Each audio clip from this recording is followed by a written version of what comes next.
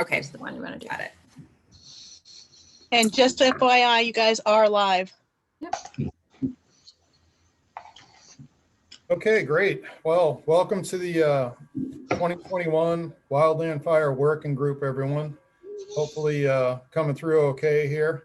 I'm Steve Najar, the outgoing co-chair, and Mark Stevenson is the other co-chair, and he's having a little technical difficulty. Hopefully he's trying to either call back in or get on Zoom. Miss seeing you all in person, but this is definitely better than nothing. So, and thanks for everyone that's helped put this together. Next slide, Vanessa.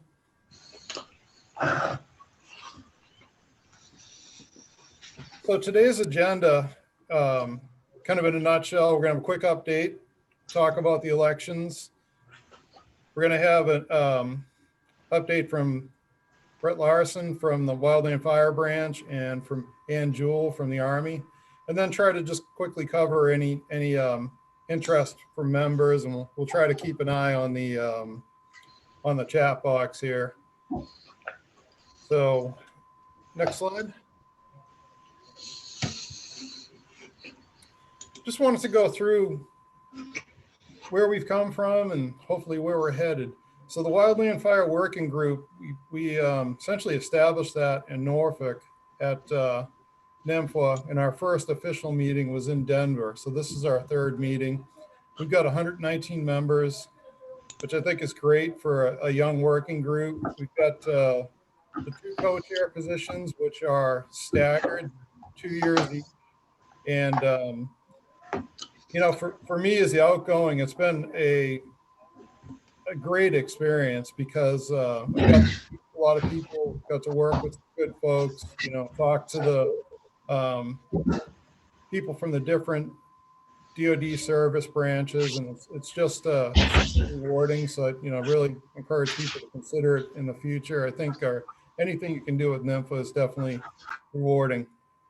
So over the last year, it's been a weird year. We were all together and saw this slow motion implosion with the pandemic. And,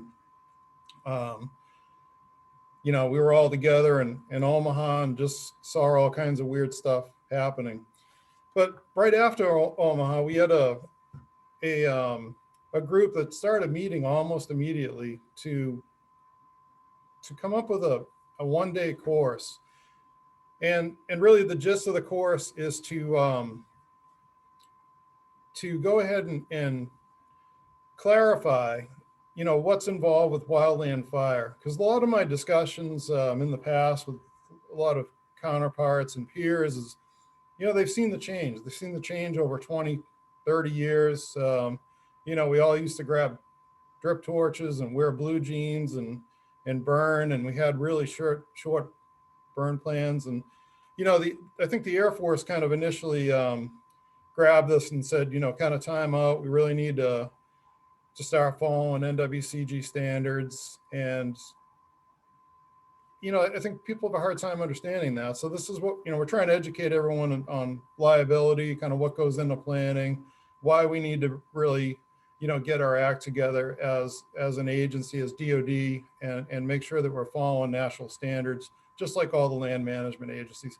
So I'm really excited. We've got about 40 members from NMFWA and signed up for the class tomorrow. Sorry, we couldn't get more of you in there, but it's been a great group working on this all year. And Jewel, Percy Medevere from the branch, Ann's from the Army. Neil Kleiman helped us out.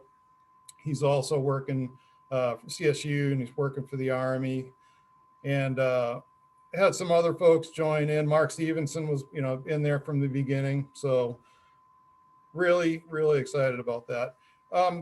You know, the other part, I haven't really fired off a ton of emails. We have an email list, and I think, you know, there should be a two-way communication here within the working group. But just anytime something came up that was DoD related, I went ahead and passed that along. And the Wildland Fire Branch does a really nice job of putting out a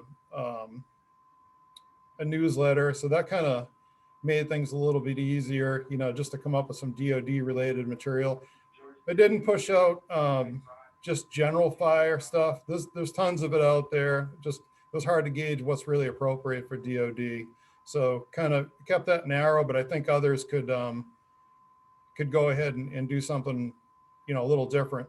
And then the last thing on that slide there was, I just want you all to be aware of the working group website. The website shouldn't be static. I think if you get on there and you see a link that's broken or something, let someone know. I watched some of the presentations that are going to talk about today, and there's some new links in there, and I was wondering if we had them all on the website. But who's ever the co-chair, and I think we just need to keep feeding those interesting web links so that everyone in DoD has a place to go. They don't have to go searching all around the web. So remember, that's a sharing opportunity, and that's the big thing about the working group. It's all about sharing. So if we can go to the next slide, Vanessa. So Brian Vandelis has stepped up as our 2-year co-chair. Brian is a native Texan, so that's pretty cool. He's on an interesting assignment down there in Texas right now, working for the Air Force and civil engineering career field, trying to help people advance and plan their careers. And we had a good talk on that yesterday. He's a rangeland.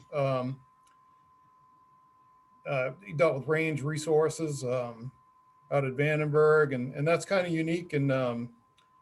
There aren't too many people that in his series. He's worked extensively with the Vandenberg fire team and the fire department, and really excited to have him take that role. And congratulations, Brian. I'm not sure if you're on there, if you can wave somewhere or say hi for a second. Thank you, Steve. I appreciate it. I'm really excited about this opportunity. So glad to be here this year. I missed out last year. I came back from a trip with the flu and missed out attending it at Omaha. So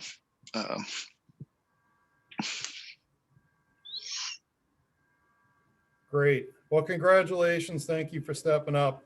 Appreciate it. Move along to our next slide.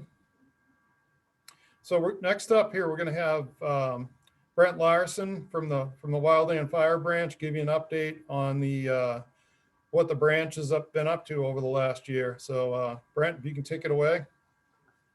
Hi, everybody. Can you hear me okay? Okay, awesome. So yes, I'm from the Wildland Fire Branch. You can skip to the next slide.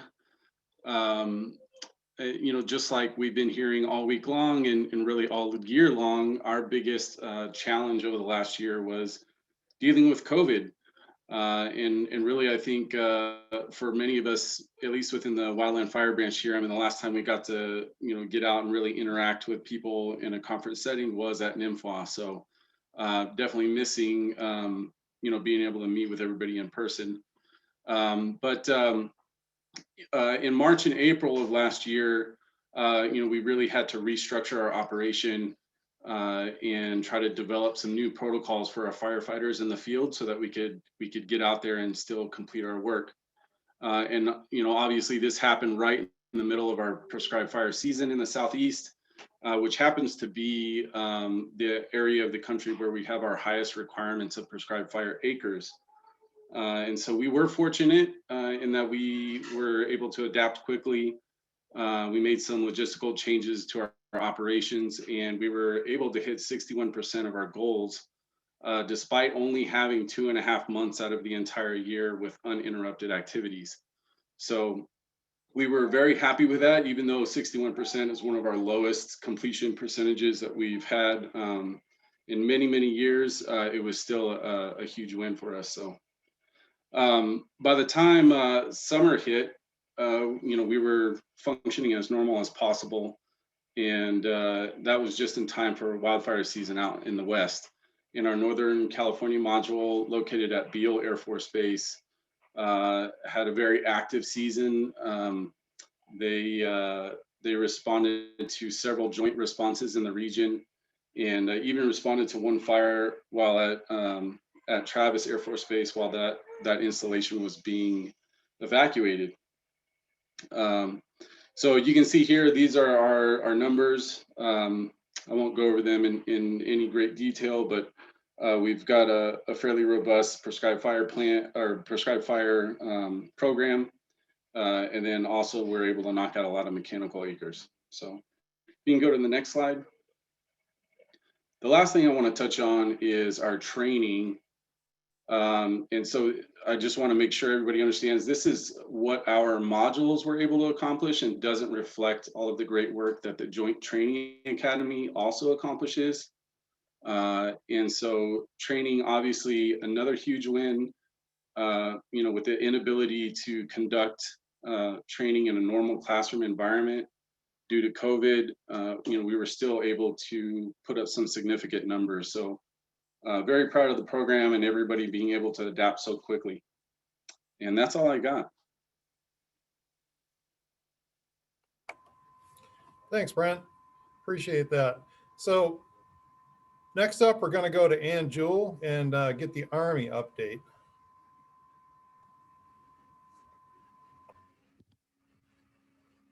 Good afternoon, folks. Steve, do you have my slides in there as well, or should I screen share? If you can screen share, that'd be great.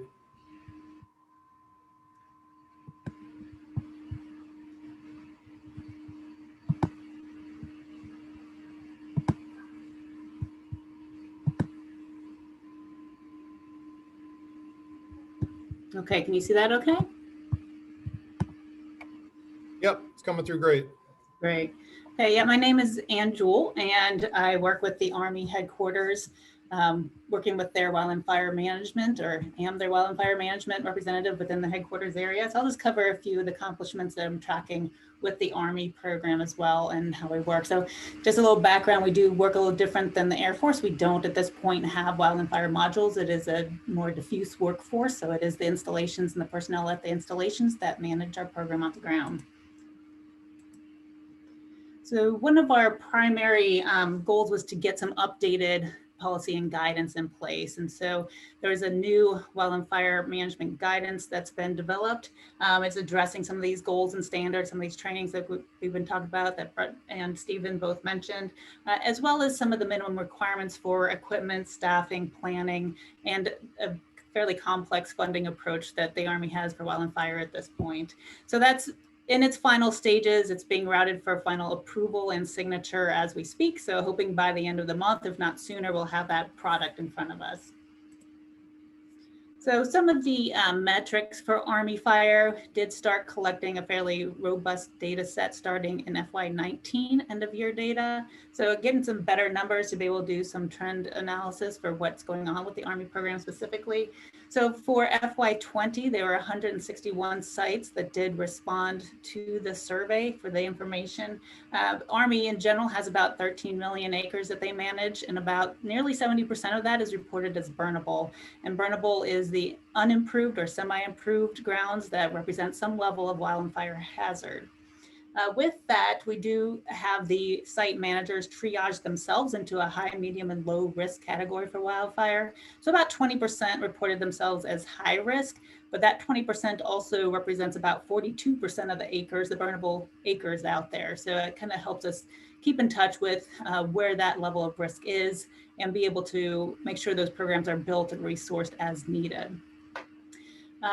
With 5-year averages for fire, in general, the Army accomplishes or has about 740,000 acres of burn any given year. With that, about 500,000 is from prescribed fire and 240,000 from wildfires. You can go to the next slide.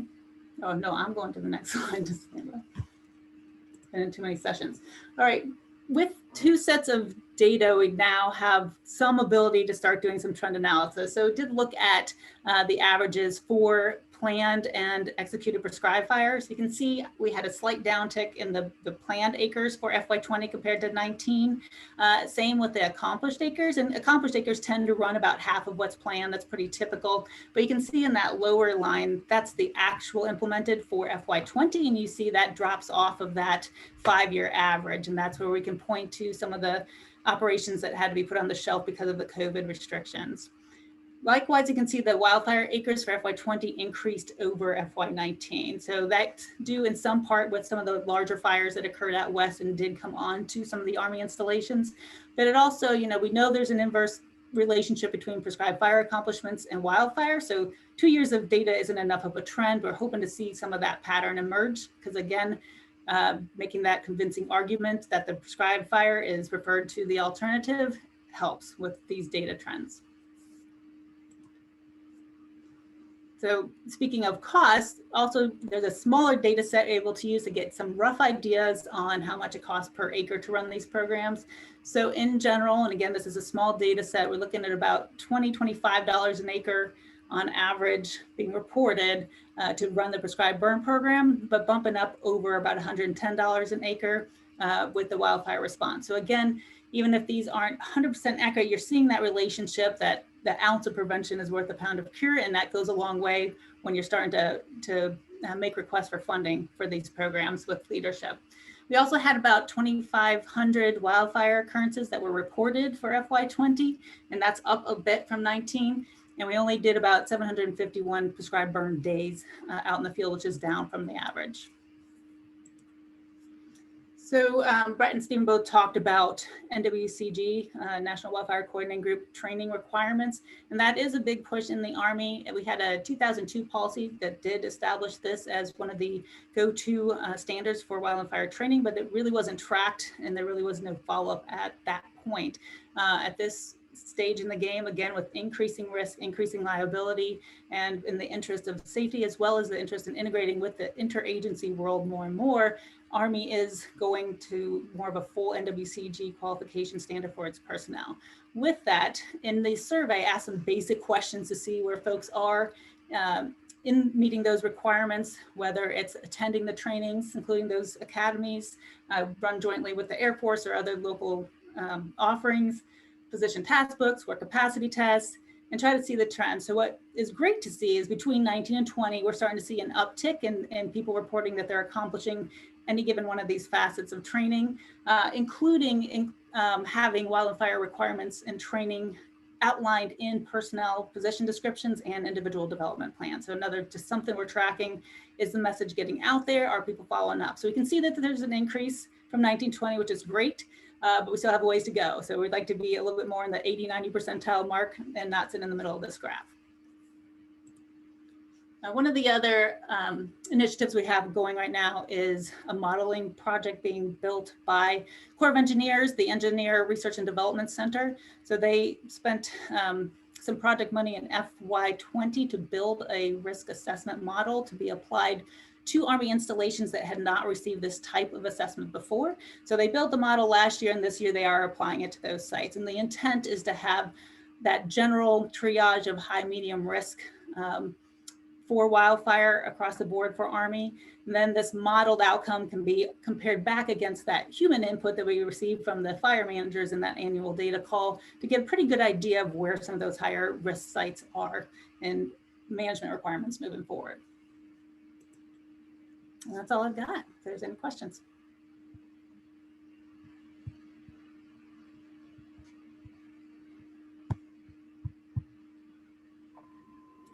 And we had one request, if you could go ahead and post those slides to the Pathable platform after we're done.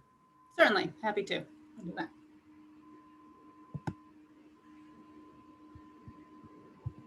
Okay, we've got a question from Nick that said, when will NWCG standards be required? Any update on resolving IQS DOD tracking? So that's got to be an Army question. Yeah, for Army, you'll see the guidance come out. With that, the guidance is going to stipulate that NWCG is the required training standard for operations on Army jurisdictional properties.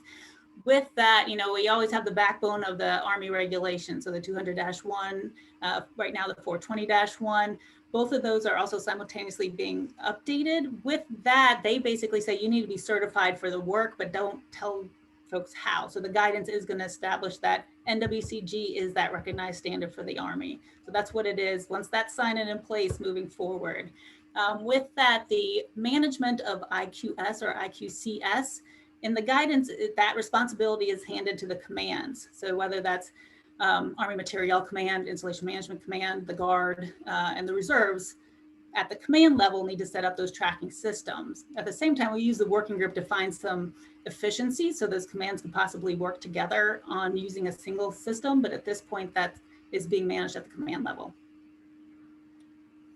Great. We've got another really good question, and probably like to throw this at both agencies, because I think the Air Force has experience in this and the Army may have come up with a way of dealing with it. But JD has asked, is there a route for non-NWCG certified firefighters to be grandfathered into NWCG? And currently, he said his staff, his or her, is state qualified, which mirrors NWCG. So I don't know who wants to take that first. If Brent maybe could give a perspective on what the Air Force did, and then maybe Ann, what the Army's planning, or.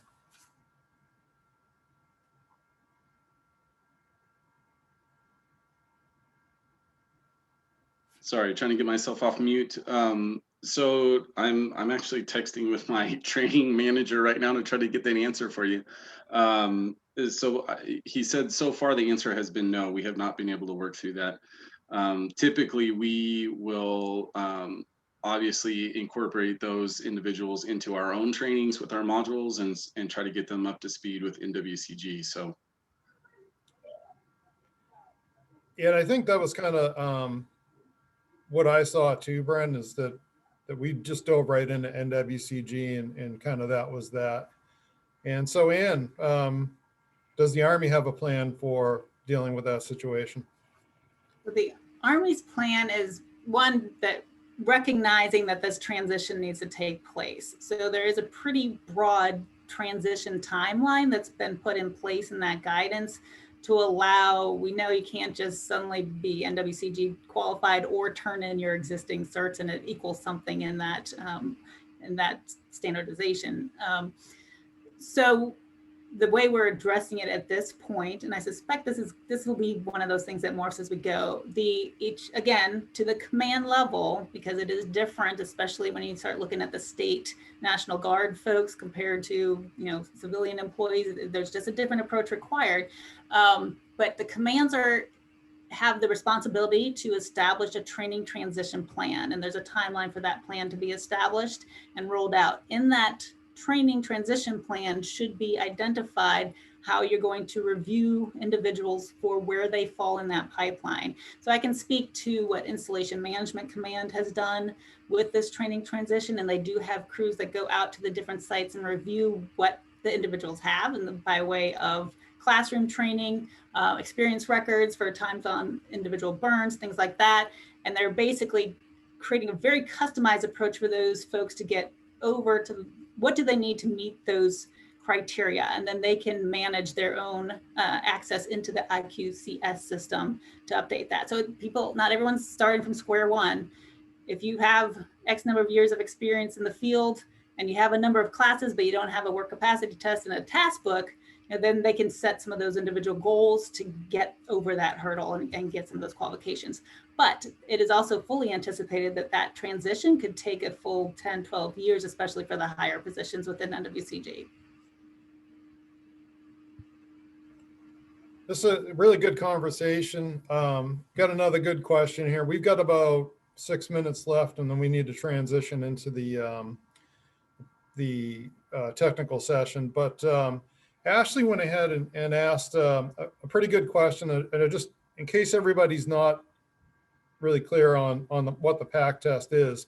So Ashley asked, are there any exceptions to the PAC test as we use ATVs and UTVs? So just want to fill everybody in and then let Ann and Brent take it away. But so the PAC test is for arduous, that's for wildfire, and that's going 3 miles with a 45-pound pack in 45 minutes. There are 2 other levels of test, and one of them is for prescribed fire. I think it's 2 miles and 30 or 35, I forget the number. And then there's a walk test for people who do administrative functions, typically on wildfires. So yeah, maybe this time, Ann, you can go first, and then Brent can go after you. I think the question is looking for their exceptions if you are on an ATV or UTV. And the basic answer is no. You're still serving in either that prescribed burn crew member position or as a firefighter type 2 or 1 while you're implementing that role with the ATV and UTV. On the Army side, we have drafted a 310-1, so the NWCG, the standard, the qualification guideline. There's a supplement for Army positions that includes specifications for those using ATVs and UTVs, and that will be in that guidance once it's signed and out. My personal experience, and perhaps some biases, but regardless, in the field, most of our entrapment type situations happened with those on ATVs and UTVs that were on trails and then couldn't get back out. So, personally, I would say it's important to have those be individuals. And if you're just riding on roads and things like that, that's one thing. But if you're involved with the fire, that criteria for ATV and UTV will be documented in that Army guidance coming out. Yeah, and for the Air Force, we don't have any exceptions to the work capacity test of any kind. So. And I see a comment about killing programs, and I assure you, there's a balance between crushing a program with requirements and standards and protecting the individuals that are doing this work on the DoD's behalf. It is a fine line. That's part, at least on the Army side, where we're looking for a very long transition time, and to make sure that the commands are supporting this with funding for the training and that transition itself. Also, it is clearly stated in the guidance that we don't shut down a program while we're trying to attain these qualifications. The program needs to be continued during the transition, and that is stated in the guidance specifically. So we did not want to hamstring the programs in order to meet some of these requirements. At the same time, you are in some potential liability soup as you're out there dragging torches, and we do want to protect our folks and the installation, our commanders, as well as the Army as an organization and how we operate. Thanks. That's something that everybody really needs to understand, and that's part of the message we're really trying to get out there. Is there's so much liability involved with what we do, and it's serious business. We had a question from Michael about whether or not state agencies and contractors, whether they need to meet our NWCG standards. I kind of assume that they do, but if Ann and Brett want to give a quick answer on that.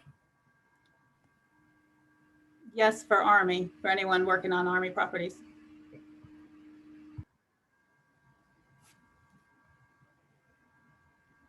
Yeah, and the same for the Air Force. Got it. And I think we're going to have to end with this question. This might be really kind of a big one, but Raymond Hedges asked, for the Air Force, will civilian positions ever be embedded with cooperators? And I think really he's talking there about,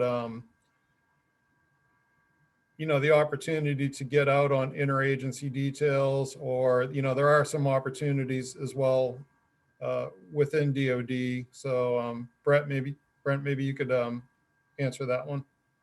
Yeah, so this is definitely an issue that we have been working for quite some time. Haven't made any traction yet, but we have some of our firefighters at Eglin Air Force Base, which are civilian, and even though the majority of our program is mostly made up of cooperators and federal partners, we still do have some Air Force people within our modules, and not to mention all of the natural resources and fire and emergency services civilians as well. So definitely something on our radar, and that we are working to get ourselves some options to go out. So with the Air Force natural resources manager, should they just get in touch with their local module lead to see if there's any developmental opportunities as like a trainee? Yeah, so are you speaking to, I guess, fires that are just on DoD lands? Yeah. Yeah, I would say the module is the first group that you should go to, and then maybe even the FMOs would be able to assist as well. Okay, great. And all of that information is on eDash for all of you Air Force people. And yeah, and with that, I've got to go ahead and wrap up. I really appreciate the opportunity over the last 2 years to serve. Congratulations, Brian. And I think Renee is going to go ahead and take it away from here.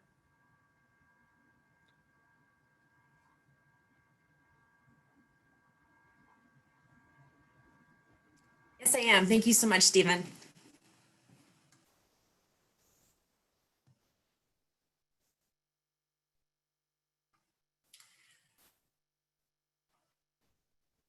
So welcome to the Wildland Fire technical session.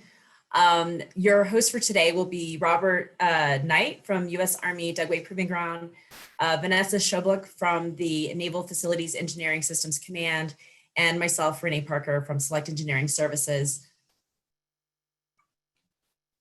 Just to give you a basic framework of how the session will take place, we'll have an introductions by Mr. Robbie Knight. Then we'll go through speaker overviews of the presentations that had been pre-recorded. And then we will break out into moderated panels, 3 of them. The first one being extreme wildfires in the West. Number 2 being DoD's role in fire science. And number 3, the remote automatic weather stations. And then finally, we'll open up to the entire group for a Q&A. So to get started, we'll begin with Robbie Knight from Dugway Proving Ground giving introductions. And Renee, really quick, could you switch from presenter view to the other view, just like you did in our test? Sorry about that. No worries. Thank you very much. Yeah, the swap view. Oh, is that right? Yes. Can you see it now? Yep. Perfect. So, hey, thanks for the introduction. Robbie Knight here, and we are excited to present the material that we've put together. I'm going to give just a few slides of introduction to the fire topic. We could do this 100 different ways. I just put a couple of slides together here. I first heard about this subtle vegetative changes back in about 2015 is when I first started to hear a lot about it. And whether it's more moisture as rain and less as snow, or just longer growing seasons, whatever that might be, we were starting to see extreme fire behavior, fires that start sooner in a year, get bigger faster, and then once they build that head of steam, they're able to just burn immense amount of spread rates, just that extreme fire behavior. And the Cal Fire is kind of right in the middle of that in Southern California, which is where I had just come from. And I just started to really notice a little bit of a change in the tone. Go ahead, next slide, please. We started to hear talk about the new normal, sort of what's going on, and just this extreme fire behavior, catastrophic fire. Next slide. And over the next few summers, every time you turned around, this is what you were hearing about. And talk of, probabilities of ignition, which were really high based on the fire science, the fuel moistures, and then these extreme spread rates once a fire gets going. Go ahead. And so it wasn't hard, and each of those slides are from separate summers over the last 3 summers, just news clippings. So it wasn't that hard to find. Next slide. And I'm reminded that it's not really a huge surprise. This is a study that I've read and enjoy back from 2013. It was in a Delphi round session that was done. And they, as you read a little bit of that I've underlined there, they predicted that this is the kind of fire seasons we were going to have. And it wasn't a surprise that as we get these small vegetative changes, this extreme fire behavior follows. Next slide. And so, it's not uncommon that you see from wetted edge to wetted edge these huge smoke plumes covering the globe. It's almost commonplace now. Go next slide. And you can measure this behavior and the statistics. I've just thrown a couple of recent screen grabs that I got. And everywhere you look, you're seeing the remote sensing, heat maps and whatnot, talking about types of vegetation, the rates of occurrence, the number, where fire is going to have. We're really good at modeling those kinds of parameters. Next slide.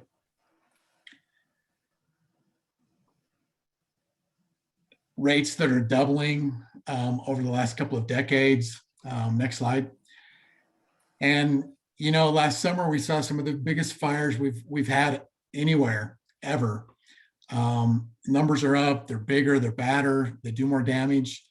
It's kind of a trail of misery, and it's I think back to these small vegetative changes in the climate, warmer, drier, more as rain and less as snow is what's going on in Utah. All of those little changes are causing these subtle vegetative differences, which are causing this extreme fire behavior. Next slide. Ann talked about this, but those statistics are, really interesting. 68% of the Army fire plans have been signed within the last 5 years. It's becoming more and more of an issue. And one more slide, please. And, I threw this out there. As I've become more involved in DoD fire and the fire community, I'm always surprised how large the DoD presence is and what we do. And so as we have put this session together, what we've tried to do is come from the boots on the ground perspective. We're starting at the installation level, and then we're going to go to a regional context out of the Missoula Fire Sciences Lab, and then get a broad CONUS-wide perspective from James Furman. And then we'll have Ann and Kevin Portek give us the headquarters perspective. So we hope that this is interactive. Ask questions. We're monitoring the chat box. We're forgiving if there's a barking dog or two or some technical glitches. It's just going to be what it is. But we hope you enjoy this session. And with that, I'll go back to Renee. Okay, thank you very much. So now we're going to go through and just hear a little overview from each of our speakers today about their pre-recorded sessions. We're going to start with Liz Kellogg, who's with Tierra Data. Liz? Hi, can you hear me? Yes. Oh, great. Okay, I'm starting at the as Robbie said, the installation local level of getting a fire plan done all the way to signature, using an example of Dugway Proving Ground in Utah. And in the presentation, I contrasted the work of a biologist, his sort of conventional job of responsibility of handling an integrated natural resources management plan with that of a wildland fire management plan, with often the responsibility of the same biologist, but the breadth of organizational coordination that's needed, the subject matter is so broad that I think a biologist can easily feel out of his element. But Dugway leveraged its fire plan to combine the goals of shrubland recovery and the goals for military mission resilience as affected by wildland fire. We took advantage of buy-in from all through the organizational chart, from the military and the garrison side, to support a vulnerability assessment for both natural resources and military, and then develop a fire danger announcement and working out the funding. We took advantage of an opportunity to shift investment away from suppression to promote a landscape level investment in the form of green strips or field breaks, and in better fire, more locally oriented fire prediction in advance of a fire, using raw stations. We worked with weather and remote sensing tools to understand cheatgrass dynamics and our efforts at evaluating our efforts at cheatgrass control. And we developed some weather tools that help us reduce the risk of getting grass seedlings established on the ground. And we developed a monitoring program for green strips that was designed to help program resources efficiently when you're in an area with variable rain and ebb and flow of cheatgrass and a risky investment in seed on the ground. One of the monitoring products is a color-coded rating for green strip condition that separately rates fire control and site sustainability. And we also rank the ecosystem benefits at both the scale of the green strip and the landscape and the fire program as a whole, such as improvement in reducing fire footprint, any impacts on the mission schedule, and on shrubland recovery and on carbon sequestration. So that's my overview. All right, thank you, Liz. Yeah.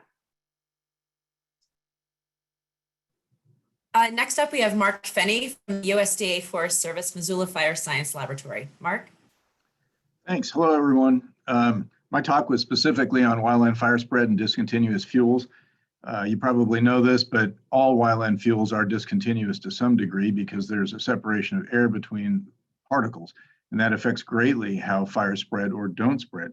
Some fuel beds have very small gaps like cheatgrass or pine needle beds, and some have very large gaps like sagebrush should and pinyon juniper forests and others in the interior Great Basin. These gaps cause thresholds in fire spread, where fire will not spread under some conditions but spread very rapidly on others. Now, there are no operational models that are capable of predicting fire spread across these thresholds. They just assume pretty much that fire will spread and then tell you how fast. Now, new models are being built. You can see an example of one of the outputs from these. What we need is good physical models that represent the fine scale gaps in fuel structure that determines these thresholds and physically represents the heat transfer processes that allows fire to spread or not. One management technique that takes advantage of discontinuous fuels are these green strips that Liz talked about, where intentionally managers are putting in fuel breaks or green strips that increase the discontinuity, that is, separate the fuels out. Now, the intention is to make it difficult for fire to spread under some conditions. But as you know, a lot of these techniques have never been really tested experimentally. And so really, if we want to have confidence in the right technique, we're going to have to build the right models in order to capture these things, as well as test these models and test these management techniques. That's all. Thanks. Thank you, Mark. Next up, we have James Furman from the U.S. Forest Service, and he's the DoD liaison. All right, thanks, Renee. In my pre-recorded presentation, I gave an overview of what has come to be called the DoD Wildland Fire Science Initiative. I provided some background, historical information, and an overview of the current suite of projects being funded through CERTIP and ESTCP. I also made the point that DoD has set a really high bar for manager involvement with co-production of wildland fire science. I defined co-production and provided several examples, including fire behavior simulations from a project that I co-produced with Los Alamos National Lab, where we used their supercomputer and the FireTech modeling software to model different prescribed fire scenarios. And I finished the presentation talking about the Integrated Research Management Team, which is used essentially to coordinate the scientists associated with the DoD Wildland Fire Science Initiative. Thank you. Thank you. So next up, Ann Jewell from Army Headquarters. Yeah, hi. So my pre-recorded session really addresses some of the past in Army wildland fire management and the policy that is in existence today, as well as the risks that have been acknowledged on the landscape and what's driving some of the update of wildland fire policy and management going on right now. Also do a fairly overview summary of some of the research initiatives that are going on various installations across the Army, but not in great detail, but some of those are being reflected in this session already. Also touch on the risk assessment model that was being put together by the Corps of Engineers Research Laboratory. And then also talk about some of the climate change initiatives and the reports and tools available within the Army and what some of those expectations are moving forward. And certainly this is a an emerging, servicing, fast-paced issue right now, and a lot of conversations. Also, there's a few emerging technologies that Army is involved with, not necessarily on installation management, but in relation to the national wildfire scene. Some of that is the air resource tracking integration that can do some live tracking and integration using some of the Joint Friendly Forces capabilities that they use within the Army, as well as National Guard supporting the Firefly capabilities, which is real-time fire detection and reporting, and some of the support that is being offered through the National Guard for those efforts. And then I just wrap up circling back to some of the path forward for the Army, the trajectory we're on, and where we hope to go moving forward.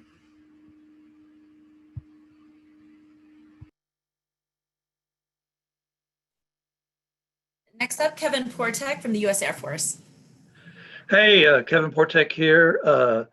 First of all, I want to draw attention to the 3 pre-recorded sessions for that have to do with some of the research projects that are going on Air Force. So I really would want you guys to look at that. And that includes, we're doing a wildland fire emission study where we're comparing the pollutants that may be emitted from prescribed fire versus a wildfire. We also have a study on how climate change might change our hazard assessment in the future, and that's being done with Colorado State University. And then we also are studying unmanned aerial vehicles for various applications in prescribed fire.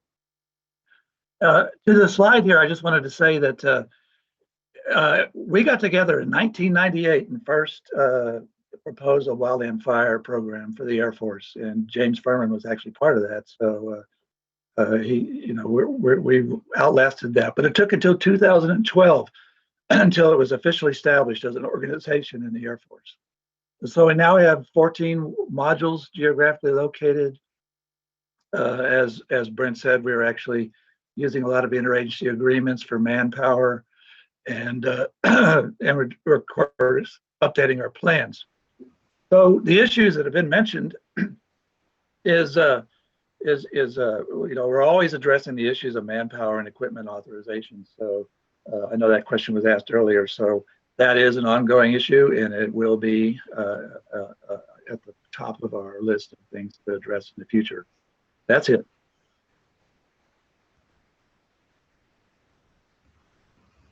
Next up, we have Joe Murphy from the U.S. Fish and Wildlife Service. Hey, good afternoon, everybody. My name is Joe Murphy. I'm the Forester and Wildland Fire Program Manager at the U.S. Air Force Academy here in Colorado Springs, Colorado. So we're kind of in an interesting spot in Colorado Springs, surrounded by residential neighborhoods, airfields. Interstate 25 and to our west there, we're bordered actually by the foothills of the Pikes Peak National Forest. So my presentation here is going to detail the types of treatments that we're doing, the general strategy behind our fuels and fire management treatments, where we're implementing those and why we're implementing those on the Air Force Academy. Thank you. Thank you. Next up, we have Robert Swafford from the Bureau of Land Management. Hello, I'm Robert Swafford. I'm the branch manager for the Remote Sensing Fire Weather Support Unit located at the National Interagency Fire Center in Boise, Idaho. And my presentation is on remote automatic weather stations, or RAWs. My presentation will cover the types of stations, the sensors on the stations, where they're located, and how the data is collected and distributed. I'll also cover what the Remote Sensing Fire Weather Support Unit function is and how we can help support your needs concerning remote fire or weather stations.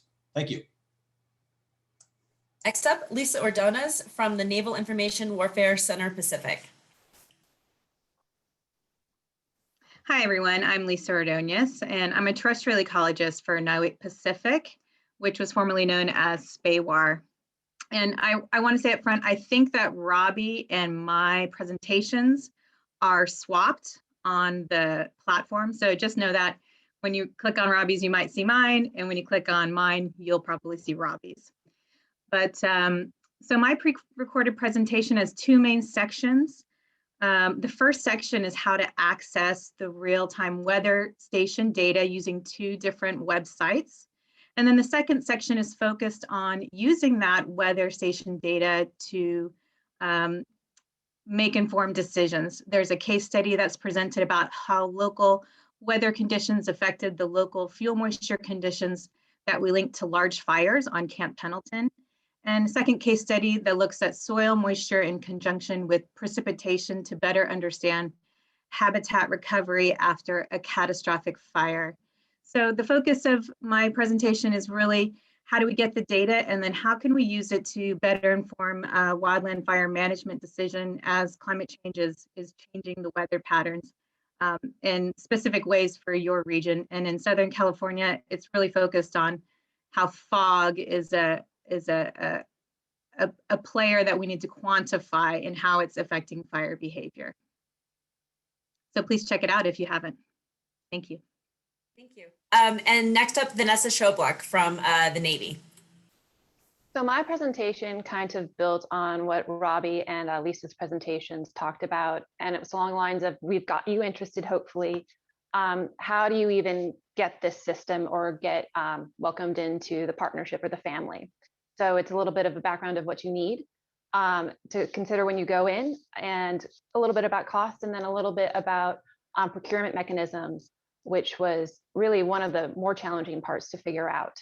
But there is an established way to do it on the federal side, and with states, the BLM via the remote sensing / wildland remote sensing wildland fire weather support unit that Robbie is a part of can help support that connection. Great, thank you, Vanessa. So that was a really quick rundown by everyone. Thank you so much. We're going to move into our panel discussion. So the first one is our extreme wildfires in the West.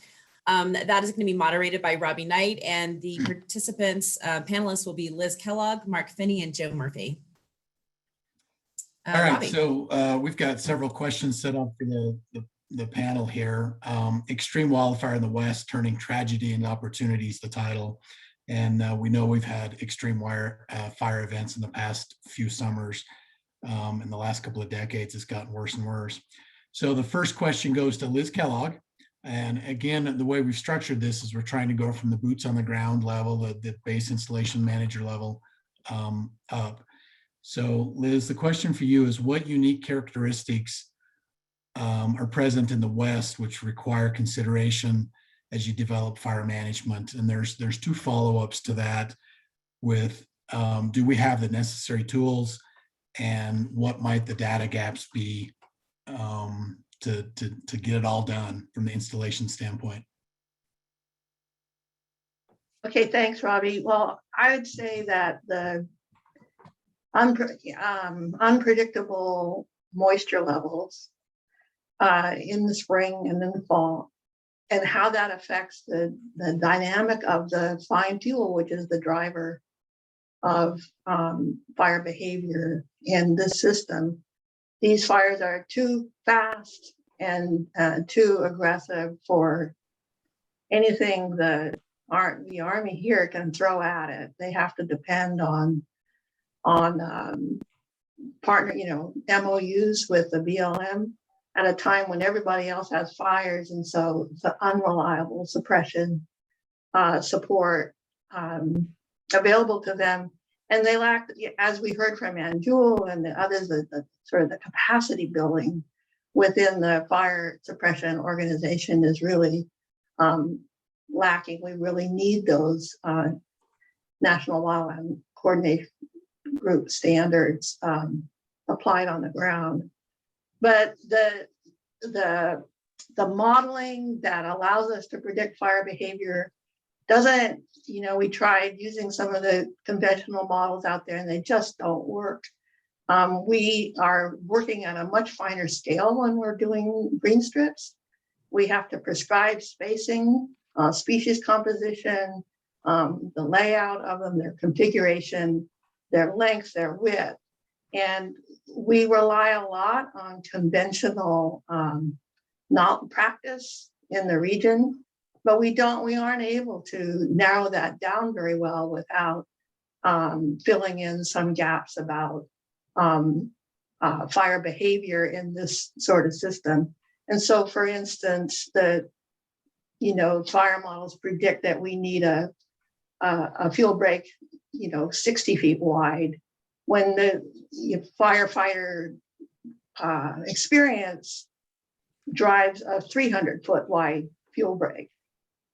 And beyond that, the investment in using natives in these fuel breaks is lacking compared to the use of Siberian species that were brought over in the 50s, and they have a heavy investment in breeding, and they're very successful, very easy to use out in the field, whereas the natives are lacking in their development, and so they're expensive and they're not available, and so it's very difficult to address the urgency of fire control against the available resources and tools we have to work with. Yeah. Thank you. Thank you. That ties right into this question I was hoping to ask Mark Finney. You've outlined the challenges with that fuel type, the fact that the models are catching up. Sometimes the best thing you can do is talk to the oldest fireman on the fire line, and that institutional knowledge that he or she has and what they bring to the equation. A lot of times they just know what they know because they've been doing it for so long. So the follow-up is for Mark Finney. I was hoping, Mark, that you might talk about why this model that you've been working on, why it's different, what these individual ignition events that we talk about with the discontinuous fuel, kind of part A, and then part B is how do we get that? How do we work that into the management ranks, kind of move that along? Yeah, thanks, Robbie. So first of all, the fuel continuity issues that relate to various kinds of treatments, whether that's prescribed burning or whether that's these green strips, they're all at very fine scales, right? You're changing fuel properties at centimeter kind of resolutions. And that kind of information, that granularity was never, ever intended to be reflected in our current crop of fire behavior models that are operationally used. Those were developed, back in the 1970s for the specific purpose of predicting spread rates in wildfires and giving firefighters a simple way to physically link or mechanistically link, I'll say, the various factors of fuels topography and weather and predicting fire behavior. It wasn't intended to allow people to fine-tune prescriptions for changing fuel parameters to affect fire. And now we find ourselves in a situation where we're trying to be more proactive in managing fire rather than reactive, and that's the right thing to do. But the science has never really been devoted to understanding the physics of fire behavior at such a fine scale, and B, implementing tools designed for fire managers, right? Not for other scientists. Right now, we have a lot of other tools around, and those are being developed in many places, but often they're very complicated and they require so much information that they're difficult to apply in a practical sense. So the challenge for us in research is to produce something useful out of it that has the proper physical understanding, but also has the ease of application for the intended audience. And I think I answered your questions. Tell me if I didn't. No, you did. I appreciate that. That's great. And thank you. Next question I have is for Joe Murphy. Your presentation talked about the approach and the ecosystem where you're working, a little bit north of where I'm at, west of where Dugway's at. But what do you see as the most important fuel treatment in your area? For us, really, right now it's working on our mastications. Of course, what we'd like to do is get all of our forested areas. So we have about 13,000 acres forested at the Academy. So we'd like to get that into a state where we can manage that with fire. Of course, that is an issue for us, with the culture here, of course, with fire. We had Waldo Canyon 2012, which decimated quite a bit of the Pikes Peak National Forest. Black Forest was the next year. So just the culture of prescribed fire, I think we're going to get, it's going to take a little bit to actually work into the community here. So right now, I believe our most important treatments are those mastication and hand treatments in these sensitive areas. So right now, we're focusing, working with Fire and Emergency Services. We have our Wildland Support Module, which is based out of Cheyenne Mountain. They're doing projects that are based around our 2 housing areas, our cadet area. So again, going in and masticating those fuels, moving that canopy up, so we can go in there and put some prescribed fire in, or we can expect, for a fire to run through the understory there and not actually get into the canopy. So those mastications and getting that, really working that fuel level down, and that's actually, again, prepping us for both prescribed fire and any sort of wildfire events. So yeah, definitely, I would say our Wildland Support Module, Cheyenne Mountain, doing those mastications, that would probably be our most important fuels mitigation work we're doing right now. Yeah. All right. Great. Well, hey, so we're right on time. I'm just, the interest of time, I have like 5 other questions I want to ask each of you.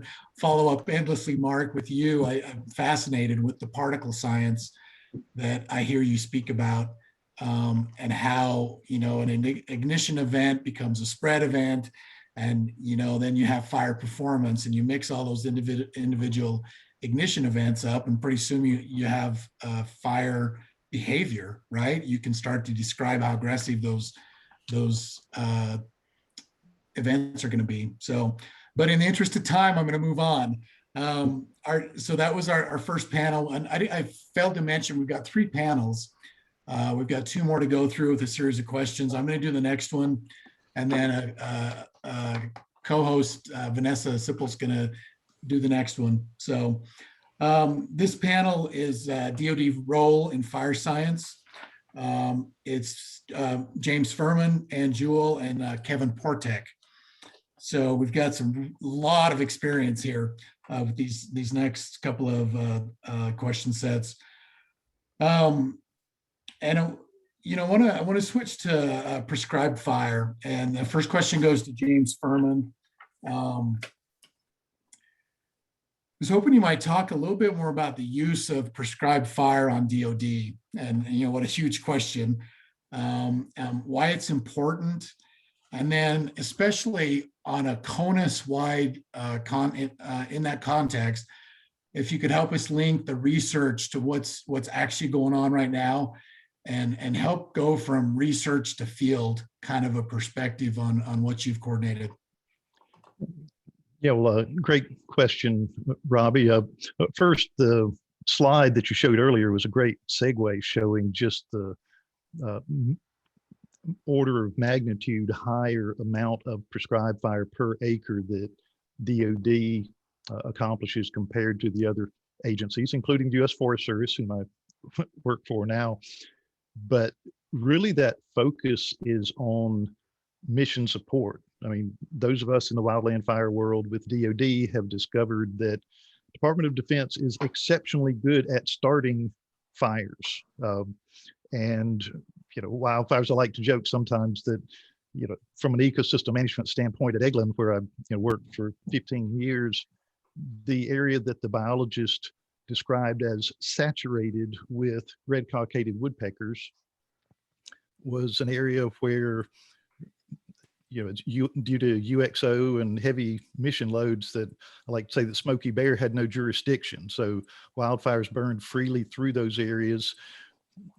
So a lot of wildfire starts, a lot of fire dependent species on DoD lands, many of which are listed, federally or state listed or species of concern. So they require fire. So really the prescribed fire program, helps keep the installations in compliance with the Endangered Species Act in many cases. Also DoD is directed towards ecosystem management rather than just single species management. For these fire dependent ecosystems, it's important, but it's really mission support. And I know that doesn't come as a surprise to the folks on the call here, but it's mission support not only through compliance, but also through reducing risks, through managing fuels aggressively. A lot of embedded infrastructure, high dollar infrastructure at many of these DoD installations. So a lot of prescribed fires, in addition to ecosystem management, are carried out aggressively for installation support and really protecting those resources at risk. Now, the second part of your question having to do with the research end, the research is focused, in general on better understanding of fire behavior. Some of the physics-based models, those like Mark Finney is working on, as well as a number of other modelers, show great promise for being able to better predict not only wildfire behavior from that risk management standpoint, but also, our research is directed at answering the questions that prescribed burners have at the installation level, because it's such an important part of the land management there on these DoD installations. And there may be another part of your question that I don't remember, but if I missed anything, let me know.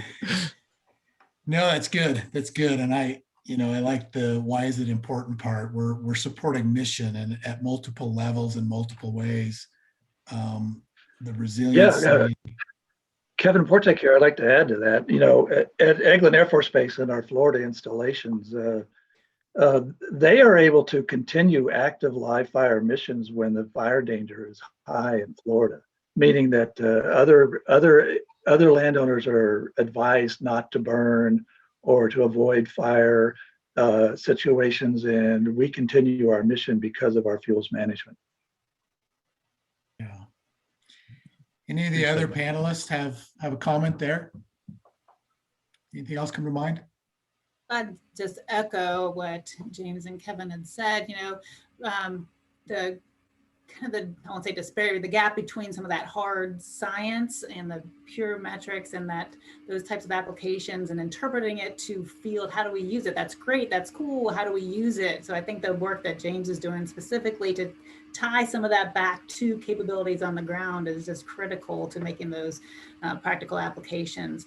And then one little nugget I'll offer that I thought was interesting, maybe others already knew, but as I was digging into some historic fire policy information for the training for tomorrow, I discovered that the DoD's interest in fire science and in funding research is related to the background in the nuclear capabilities of the DoD. So they wanted to be able to quantify the impact of using that kind of technology, not only in the nuclear blast itself, but in what then is the fire after effects. And so there were kind of two lanes of scientific research, one specifically with the nuclear, and then they put a lot of money into fire research because they saw that tie.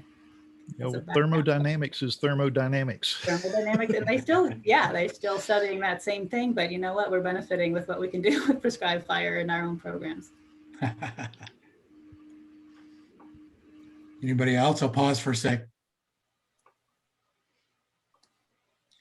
All right. And Kevin, you had shared with us, the next question is for Kevin, can you provide some Air Force headquarters, a view from the headquarters on the planning and management of fires, and just sort of an overview of those challenges?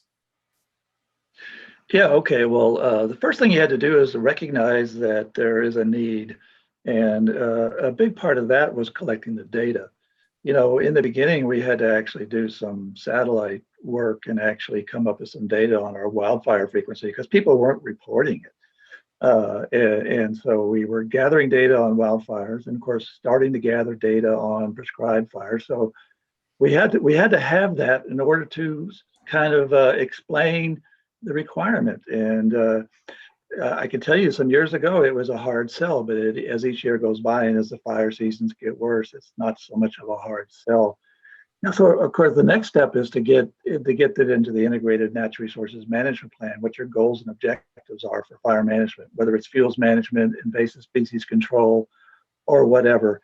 And for us, if it's in the integrated natural resource management plan, then therefore it can be in the budget. And so then we budget for that. So we have developed a budget specifically for wildland fire management. But as you know, unlike the other federal agencies, we don't have a special fund for wildfire control. We have to take it out of HIDE. So that's still an issue with us.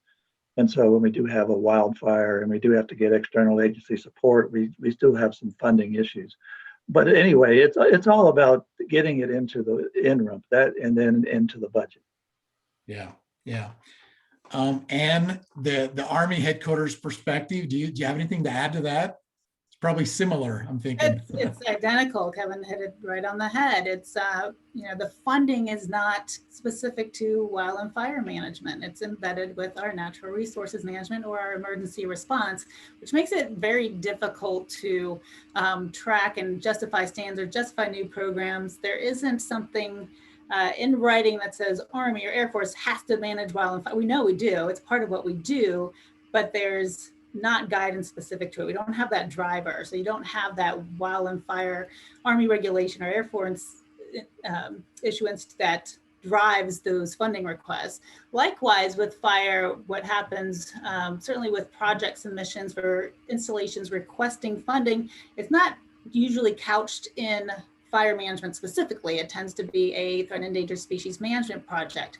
Part of that project is using fire for that habitat. So again, it gets a little difficult to extract that information to showcase what it is we need. Like Kevin said, there isn't a single funding driver for it. It comes through natural resources management. On the Army side, it gets even more complex. There's a series of different players involved with the prescribed burn effort. But to even begin to move to something specific to wildland fire management, that requirement would have to be identified as its own and unique. So I think some of the efforts that are going on at the DoD level with some cohesive strategy planning, possibly moving towards a DoD specific to wildland fire, will create that backbone of identifying the program as its own entity and possibly open up some more channels for changing that dynamic moving forward. Yeah. Yeah, you know, the Endangered Species Act, it comes into play in some areas, especially in the Southeast, where so many species are dependent upon fire ecosystems. But even in places like the Great Basin, where preventing fires, such as in the sagebrush community, is also an endangered species factor. Of course, the issue is, and Robbie, you could probably relate to this issue, is that in our natural resources world in the DoD, it's all about what law are you going to break if you don't do it. So what law are you going to break if you don't do fuels management and you don't have T&E species? You know, of course, the mission suffers, but that is one of our challenges in trying to explain the mission nexus is important. Yeah, yeah, I agree.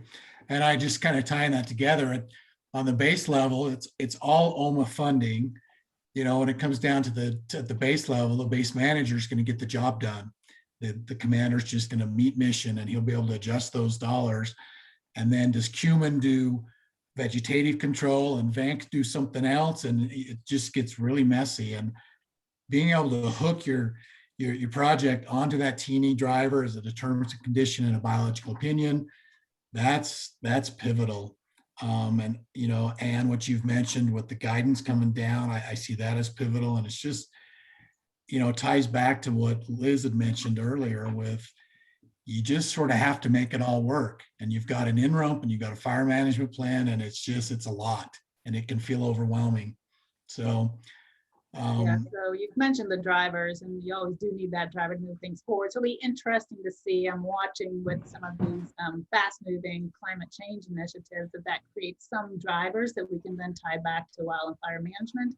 Again, it gives us one more thing to latch onto, like the endangered species, but to do some mitigation activities and adaptation activities related to fire might provide another driver moving forward. Yeah, yeah. You know, Joe Murphy mentioned the Waldo Canyon fire in the Colorado Springs area in 2012. And what the Air Force Academy had been doing a lot of fuels management. And when that fire got to the Academy, that ground fire hit the ground and it was controllable. Well, one of the things about that is that the installation forester, who was kind of the hero of that whole event, got a lot of resistance about why are you spending money to do fuels management and this is not your area, and why are you pruning trees and housing? It's stuff like that. Those are challenges that we always have to deal with, and that we can, and for reasons that Ann just pointed out, we using climate as a driver might really help. Yeah, yeah. Excited as a base manager, I'm excited to see what is available there in the near future, for sure. All right, so I'll pause for a second. Any other comments? We've got about a minute, and then I'm going to turn the next panel discussion on.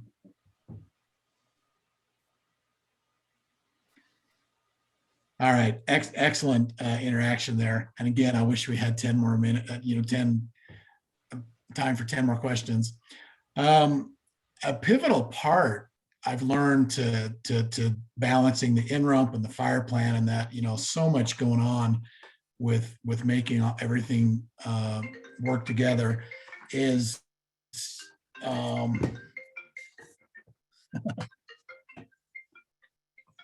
the need, sorry about that. There's a glitch.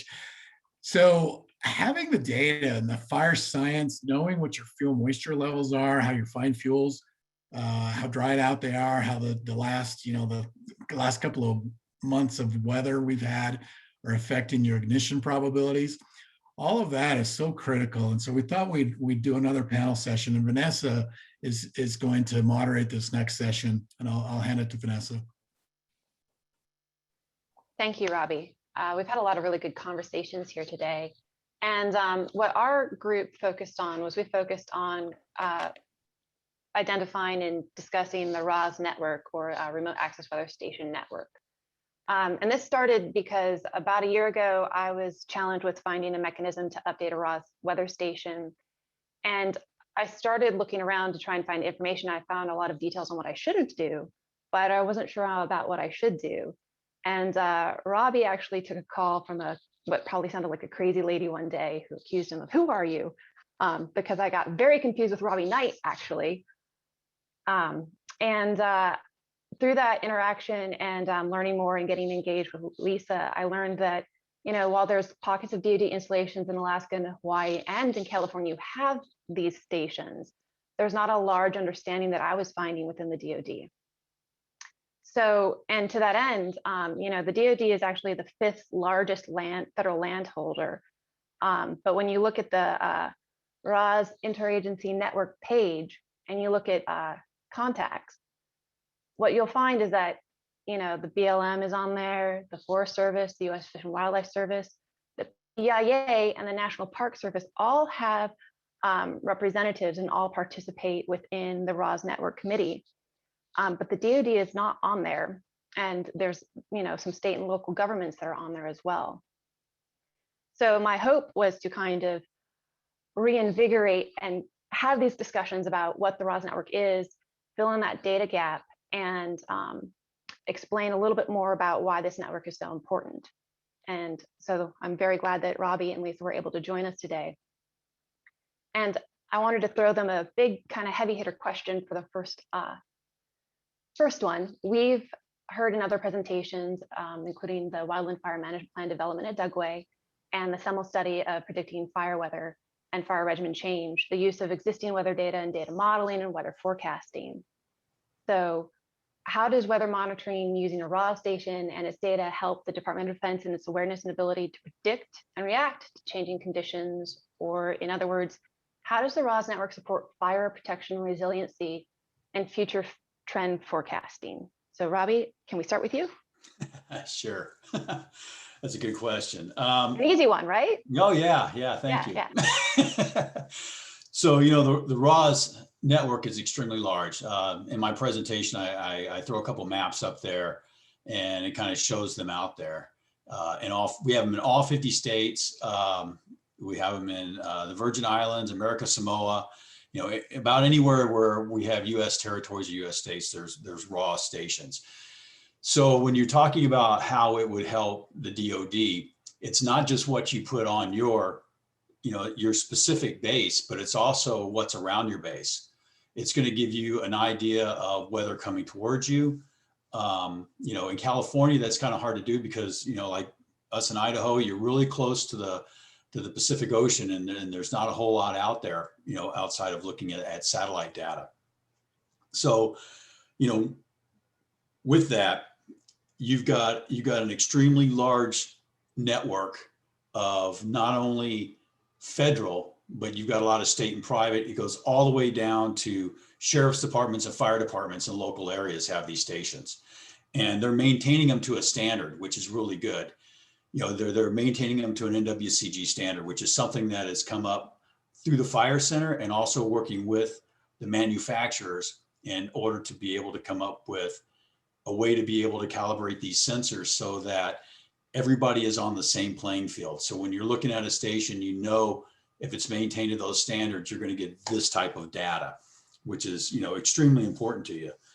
And one of the other things I thought about was, this technology is changing. When you take a look at, of what we were doing back in the 70s and 80s compared to what we were doing in the 90s and then in the 2000s and now where we're at now in the last 10 years, the technology has changed. And we've been able to maintain these stations and change with that technology. If some new sensor comes out, the systems we have out there right now, we're actually able to adapt those sensors with a simple program change. What used to be very much, almost like C++ language is now Windows based in these programs. So, with the manufacturers, we can look to put something else on the station without actually having to replace it, which is huge and a money saving for us. Hope I answered that right for you. I think you did. Lisa, from your perspective, more on focus and the installations that you work with, I think you've actually done a little bit of this with using the ROS network to project future trend forecasting and look at responses. What's your take? Yes, I work at primarily Camp Pendleton and Detachment Fallbrook, which are coastal, mountain, Southern California. And the benefit of the ROS for the work I do is that we can get really local weather trends. And especially in Southern California, it's very variable. Even within one installation, the weather is going to be different depending on the time of day and how the storm is moving through. And so the one thing unique about ROS stations is that they are fire weather data stations. So they always are going to have your 10-hour fuel moisture sensor. And using that data, we can look at how the weather is affecting fuel moisture and when large fires are happening based on those variables. And so the benefit of the ROS for our work is that we can get hourly data that's very specific to the location. For example, Camp Pendleton has 6 ROS on the installation, and they represent different regions that are experiencing different weather conditions based on their distance from the coast, essentially. And the other benefit that I see is that, just like Robbie said, we are able to modify the stations to go deeper into what we're seeing. I quickly mentioned that fog is something that is significant in moderating weather conditions in Southern California. And researchers here in Southern California are seeing that the fog trends are changing along the California coast because of climate change. And so this is a really important factor for fire behavior. And so we're able to add something specifically that we want to track to the ROS with pretty simple programming now, like Robbie said, to be able to get deeper into what we're looking for as to how the weather is affecting our fuels, and then be able to inform wildland management the conditions that are specific to their installation for predicting large fires and being able to direct wildland fire resources. Great, thank you. One of the things that came up in doing some of my research is, there's a lot of actual other information out there. There's a lot of other stations that are out there. Something that has come up is the IntelliSense station and the Iridium satellite network. And I started to try and figure some of that out, and then I realized, oops, this is complicated. So Robbie and Lisa, I don't know exactly how much you know about the difference between the different networks, satellite networks, and the different stations, but could you speak a little bit about why ROS, why goes the satellite as opposed to other systems out there? So when you talk about RAWs, there's several companies out there that actually do sell RAW stations. You have FTS, Vizsla, Campbell, Luft, and I'm missing one, and I'm trying, Sutron. Sutron and Luft are actually together. So there's several companies out there that we've looked at that actually meet the criteria of NWCG standards that you can purchase. Our network is pretty much set up with FTS because FTS has a station that I don't have to bring anything else out there but a thumb drive, and I can put it in and I can use it. So that's why we went with that particular station. Now, as far as IntelliSense goes, we actually are doing an evaluation of that system. We've been working on this for about 2 years now, working with the company to see if they can bring their system into the NWCG standards. It's more than just how you calibrate it. It's also how the data is gathered.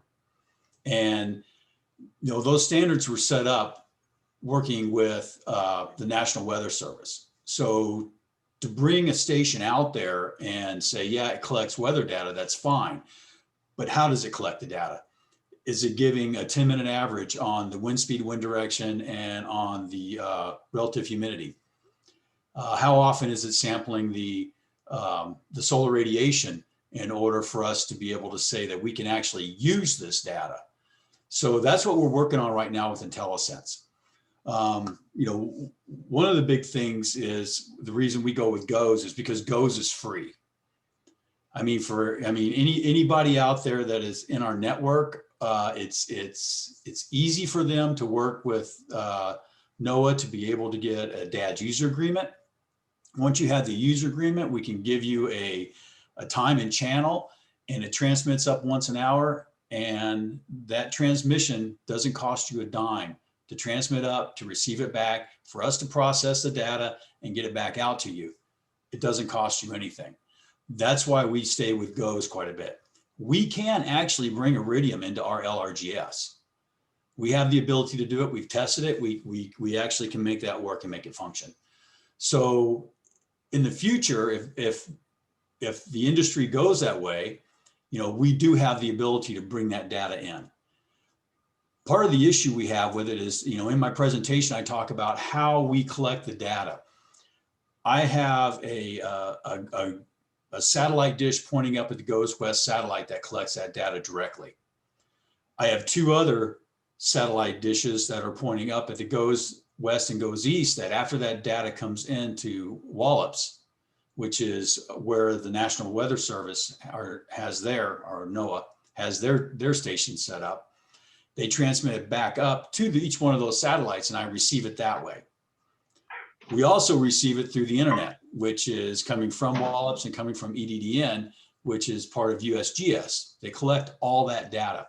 If I have a failure at my LRGS or my DRGS, which is the system that sends it in and the server that collects it, and I'm missing data for whatever reason or for whatever time frame, once my LRGS is back up, and I've got 3 of these units, so as soon as it goes down, I immediately switch it to another one. I'm able to start collecting that data. With Iridium right now, I'm looking at a single point of failure. And when this data is this critical, it's the number 2 item on your watch out list for firefighters. First is communication, the second is weather. With this data being that critical, we want to make sure that we're doing everything possible to be able to collect that data and get it out to people in the field who actually need it. Thanks, Robbie. And Lisa, do you have anything to add to that?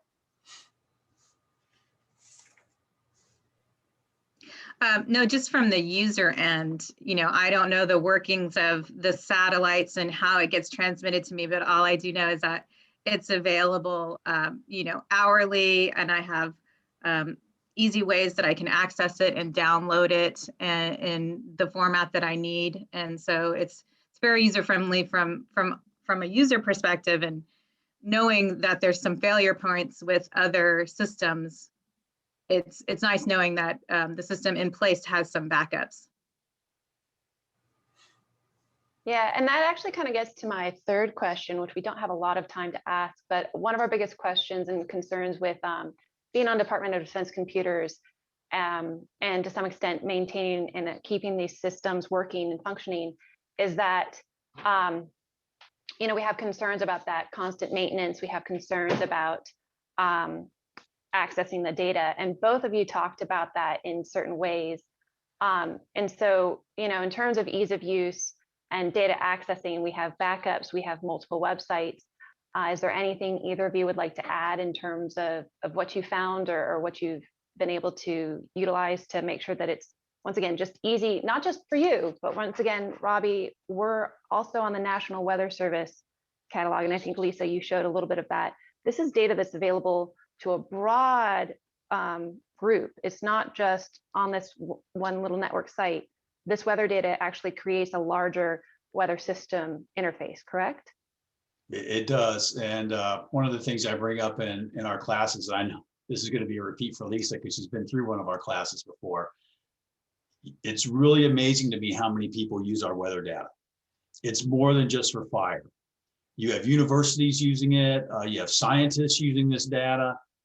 All the way down to your local ranchers and farmers are using this data. I mean, I've been out in areas where, you know, a rancher may have a problem with somebody from the government crossing his land. And I can show him how to use this data and where the station is at and how close it is to his proximity. And usually within about 10 to 15 minutes, he's allowing me to go across his land, you know, because it's that critical to him of seeing, you know, if they're up in the mountains, when can they move their cattle up there? If they're hauling hay, what's the RH? Because if you start to bale hay and it's a little too wet out there, you're going to end up getting mold. So, I mean, when you take a look at what goes on and the amount of people that use this data, it's really mind blowing, you know, of who all is using our data. Boy Scouts use our data, everybody out there, you know, you have people that are just, and I'm one of them, weather geeks. You know, they want to know what the local weather station is doing and they're looking at it. And I generally get calls from people saying that stations are having an issue before the owner of the station ever figures out the station has an issue. It's being looked at that much. That's right. That's one of the cool things about the service that you all provide up there in Boise. There's that troubleshooting desk that, you know, calls someone up. Hey, did you know that your wind speed just isn't tracking? Did you go check on it? And that is a nice part. Lisa, really quick, do you have anything to add? Yeah, just the support from the network in terms of when sensors aren't reporting is very quick. And also the websites that disseminate the information are very good at what they do. And they're always very responsive if I have questions about their data. I have someone I can email that gets back to me right away. So it's a really bomber system to be able to ensure that you're getting accurate weather data and real time as well. Great. Well, thanks you both again. Really excited you were able to attend. And Robbie, Renee, I think it's time to open up the floor to questions, correct? Yes, it is time. It is time. You know, we've had some questions that have popped up actually that I kept track of previously. And there's a big discussion about the NWCG qualifications. There's been a few questions about that actually. So one of them was from Darren Warner, who asked about qualifications beyond FFT2 hinge upon completion of position task books, and those books require deployments or assignments on Western or federal fire details, but the Department of Defense does not have a mechanism for DoD personnel to utilize other federal land management agencies to get personnel on fire details. So are there plans in the works for DoD personnel to eventually be able to go on fire assignments as well as a federal resource? Sorry, Daryl. Hey, Vanessa, I can take first crack at that. I actually responded back to Darren directly. It's the joke I make is I've got a large callus on my forehead from beating against that particular wall, really ever since I was at Eglin Air Force Base trying to get my folks out there. But as Forest Service liaison, uh, working on different avenues for interagency agreement. And you may remember that Ryan Orndorff mentioned the cohesive strategy framework that's being worked on and funded by the Air Force Wildland Fire Branch.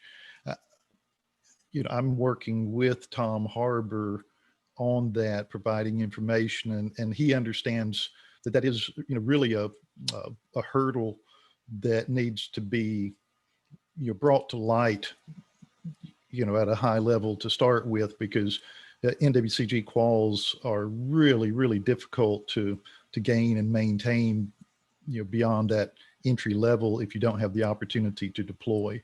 Now, if there are federal partners close to DoD installations, there are a number of places where things have been worked out through local interagency agreements, but really ideally something broader would be needed in order for DoD to move forward in a smooth manner rather than piecemeal. So it's being worked, but I think it's going to gain a lot of visibility here in the next 1 to 2 years. And you probably know more about that initiative than I do. You and Kevin, if y'all wanted to add anything to it. Yeah, I will say there's a couple mechanisms to get out outside of your fence line now, and it is through those mutual agreements or regional and state agreements, and that is one of the recognized mechanisms within the Defense Support for Civil Authority. So limitations come in, and there are very strict rules in how you use Title 10 assets and sometimes the Title 32 assets as well for incidents going on that don't involve the military itself. So the existing regulation that bridges that is the Defense Support for Civil Authority, and it is pretty rigorous in its application. But one of the recognized agreements is that those use of regional and state agreements to get personnel out. Apologize for the dogs. So that's one option. The other is that immediate response authority that the commander can grant if there's an incident going on in the vicinity and you don't have an agreement in place. What the other aspect is those national, where you would have folks in Ross, and within DISCA, the Joint Domestic Operations Center in the DoD level under the Secretary of Defense are the ones who manage those resources that are going to be provided for the national incidents through NFC. With that, they pre-identify certainly the aircraft from the Air Force and the Air National Guard, the C-130s. They pre-identify usually about 2 battalion strength of Army, Navy, Marine ground forces that can be kind of tagged and called upon, and some initial training provided for those folks that, DoD's never going to fully commit its resources, but they're at least slated for likely being available in the event that XYZ. With that, and the miss that we need to address here of topic is that the civilian resources aren't identified in that pre-season resourcing. So in this last season with 2020 fires and just, digging very deep into the resources bench to try to staff those fires, there were requests that started floating through from JDOMS, that Joint Domestic Operations Center, looking for the qualified folks. Again, once we start digging in, or on the Army side, when we get people into IQCS and we can actually show those, that's gonna give us a list of those qualified individuals. And I do stipulate that just because you're qualified doesn't mean you're going to a national incident. That, you have to volunteer, you have to be made available by your installation, but to streamline some of that availability through JDOMS and the existing agreements and working operations with NFC. So hopefully that answered the question. But Darren, if you have more, obviously you have 2 very well-educated resources here. So, did anyone else want to say something? I'll just add one thing, and that is it's very important that you get into your personal core document, your position description, your role in wildland fire, whether you're a primary or secondary wildland firefighter. And if you get in there at least as a secondary wildland firefighter, then it's important that you get certified. So that's going to be part of the equation for some people to be able to get into the ROS and to be allocated. Great. And I also did want to highlight once again that if you have additional questions or want to meet with someone separately, you can go and request a meeting with that person under the master schedule. So if we don't get to your question, or if you want to discuss something further, please do feel free to reach out to everyone or anyone on this panel. And I'm going in order. So next was Jacob Daly. And this is a funding question. Do we anticipate more funding for wildland fire related TDA positions at the installation level going forward? And second part was, if our ESA listed species are not fire dependent, can we expect to get funding for ecosystem management prescribed fire projects? So funding to support training / positions, and funding for natural resources programs and projects. Kevin Portek, I know you're just thinking about it. There we go. Yeah, I'll give you the part two. So I mentioned earlier about the Endangered Species Act being a driver, but not a driver available for everyone, obviously. But guess what? The Sykes Act is a driver too. So if your interim says that fuels management or certain kinds of vegetation management, which to support the mission is an objective of the interim, then it is a requirement that can be funded through the environmental program. And we in Air Force are doing that quite a bit. It is not a problem in Air Force right now. Now, as far as the positions go, that's an ongoing battle, and we're hoping that this cohesive strategy that James talked about and that Ryan Orndorff talked about will kind of recognize the need. Because currently, as mentioned, we are reaching out to other agencies for some of our wildland fire modules because we don't have the authorizations, and that is an ongoing issue. Perfect. Moving down the list, David Delaney asked, what future technology does the panel foresee coming down the pike that might help more quickly detect unwanted wildlife fire events so that fire does not become as catastrophic? And I have something to add to this. So there's a lot going on with satellite networks to kind of detect land heat. And so there's work on that front to see if you can use our existing satellite system to identify that there's a hotspot or a fire. Locally in San Diego County, actually, our electric company has taken on that kind of role because fire is really important to them. And so what they've done is they've created a massive localized weather network, inclusive of cameras and other infrastructure that are actually attached to their power poles, where they scan, and once they see any signs of fire, they immediately start assessing the situation and engaging with emergency response personnel to check these things out. So we have satellite systems, once again, scanning the globe and picking up this information. And then two, you can really build a robust localized fire network if you have the means to kind of do this, once again, remote sensing to figure out where your problem areas are. But to the panel, does anyone else have ideas for future technologies that might help us with identifying and controlling fires faster so they don't become catastrophic?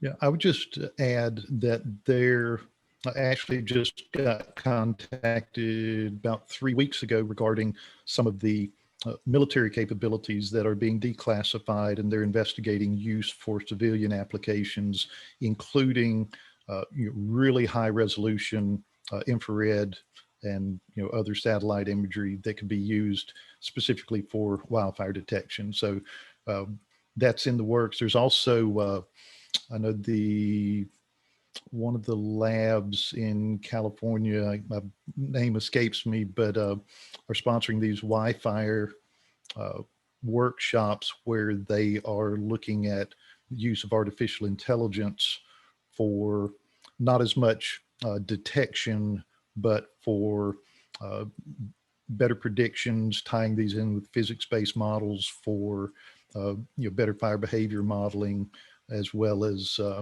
assisting with decision support and response to wildfires. I'll add in just a little from what I know. One is just related to that Firefly program that the Army National Guard assists with. And basically they use Guard data analysts. And part of that agreement allows some access to some of the classified DoD satellite information so you can get a little bit more frequency in the overflight of those satellites. And that's been one of the challenges, is some of those overflights are only on a 48-hour schedule. Doesn't necessarily give you enough real-time reaction to those heat detections with the infrared technologies that they have in the satellites. And what's interesting with that is the Firefly, part of that, when the heat detection in some areas, it can automatically trigger that a UAV goes and does a reconnaissance to validate some of those detections as well. So it's interesting how all these things are starting to play together. The other technology I'm aware of that might be interesting as we move forward, even more for the private sector, is the use of cube satellites, CubeSats.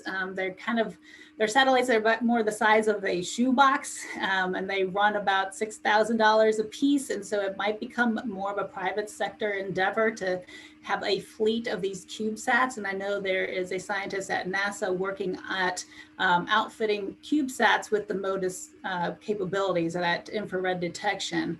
Right now, the CubeSats are so small that to have the battery power and the processing speed to run something like that is a little tricky, but they're looking at having that, a $6,000 unit that you could deploy in mass, have a fleet of these CubeSats that are doing real-time detections, and that you could alter their flight paths to specific areas as needed to give you updates. So it's some of the things that are interesting to watch for coming down the pipe. Thank you. That was really good. It's 12:01 and our session time will automatically close in 9 minutes. But if people want to continue, we can continue with questions. We only have, I believe, 2 more. And so Paul Jurina asked if the RODS network is being tracked and coordinated with installation weather squadrons. Does anyone have an answer to that? Integrating RODS data with installation weather?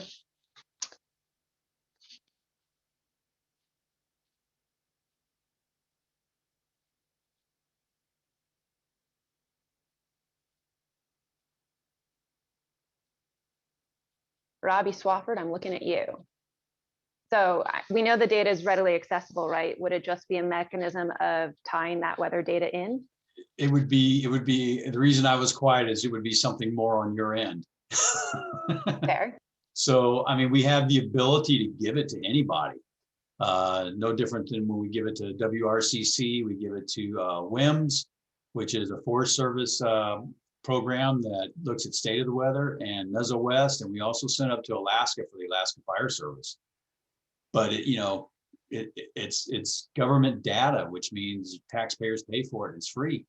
So if you guys develop something that you want to bring in that weather, for your own specific purposes, we'll give it to you.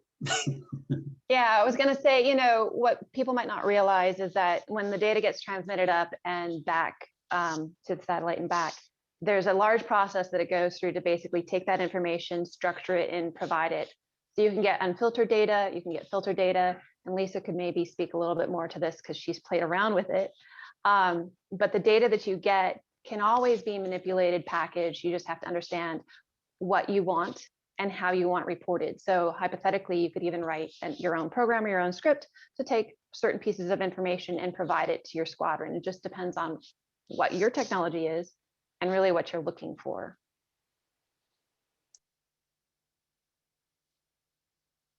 Okay. And Martin Slosarek, you asked about some technical details about the GOES data transmission technology. And I saw that Ryan Lockwood sent you a link, but there's actually a lot of information. Once you start Googling the GOES satellite and GOES data transmission technology, there are so many papers out there that are very technical and very interesting. So please feel free to take a look, but obviously Robbie Swafford might be a good resource if you're looking for something specific. Yeah, if you're dealing with the Nesis part of it, I can give you information, but we are just a drop in the bucket compared to what GOES does. I mean, all your satellite imagery that you see on your weather stations at home coming across, that's all through GOES. I mean, it's a pretty interesting satellite, but our little niche of it is just NESDIS. And, you know, even with weather, I mean, we've got close to 3,000 stations out there. We're just a drop in the bucket of NESDIS compared to what, you know, hydro is. Hydro is huge. When you think about, you know, the amount of gauges that are going up and down different rivers and dams and out in the ocean on buoys, it's amazing how much is out there that's being used with NESDIS, and all goes up to GOES. Awesome. I don't think we have any more questions. People have put on some great points in the Pathable chat. For example, James McCumber identified that they don't have a weather squadron, but Camp Edwards shares their RAWS data link via MESO West with training units and other units on base. So you can do that just via the web. Robbie, Renee, do you have anything that you want to add?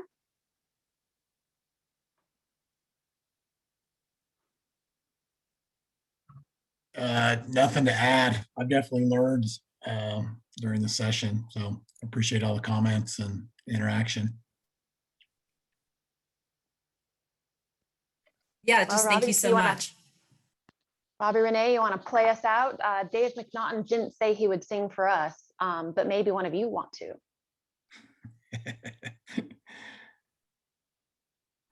Crickets, Vanessa. Well, I know we have, you brought some amazing panelists, Robbie, and I found this all very informative. I was last night listening to presentations, like I'm going to hit it on 1.5, and then I had to slow it down and re-listen to all of it. But there were really great presentations. If you haven't seen any of the presentations yet, please do look through them once again via YouTube. You can speed them up and slow them down. So, you know, and once again, if you have any questions, there's that meeting application that you can run too. Yeah, and a thank you from me as well. The panel expertise has been phenomenal. It's been fun to get to know each of you. This tight-knit community, lots of experience, lessons learned. That institutional knowledge is just critical. You know, Liz Kellogg mentioned that it's a lot of times that's the best information around, is just people that have been doing it for a lot longer than I have. So really valuable to pull the knowledge base together and just have this discussion. I've learned a lot. I'm going to check in. I know at Dugway we plug in at the MESO West terminal, and I'm going to go see what else they can do for us. So it's been a great discussion. So that's it.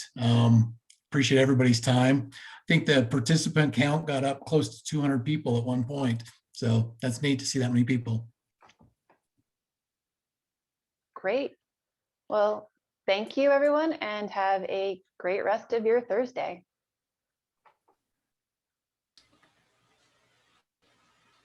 Thanks for pulling this together. It was fun. That was fun, James. Thanks for participating. Excellent information. Robert Swafford, thank you. It's fun having two Robbies around. That doesn't happen very often. When I first called him, he said, "Hi, I'm Robbie." I'm like, "Who is this? Who, Robbie? Robbie, is that you?" And he's like, "You called me." And I was like, "I did." I don't know what happened. No, this was great. My first time here, and it was a blast. Thank you very much. Excellent. Mark and Liz, thank you so much. Your session was, I could have talked for 2 hours with what you guys brought to the table. I appreciate it. Thank you. No, this is really, really great session. Yeah. And thank you, Mark. Actually, Robbie, I have a last question for you. Your wildland fire management plan, hearing what you and Tira Data via Liz put together, you started out by doing some modeling, and then from there you kind of built your criteria. It sounded like you had to get a lot of installation participation. And it sounded like it took a really long time. You don't mind me asking how long it took, do you, from start to finish, and kind of building, taking I'm sure what was an existing wildland fire management plan that had a good basis, and taking it that next step? How how complicated and how long did that take you? So, hey, it was a lot. And I'll give a quick answer here, then Liz, you can add. I learned fire planning from a lady named Dawn Lawson at Naval Weapons Station Fallbrook. And she had gone through an extensive planning process at Camp Pendleton. So that fire plan, at least the first one there was something that Dawn and I put together. And I know Christy Wolf has made it better. We did a lot of interviews. A lot less was known at Dugway. And so we had to interview our customers, who was doing what the fire ignition sources might be, what the ignition probabilities are.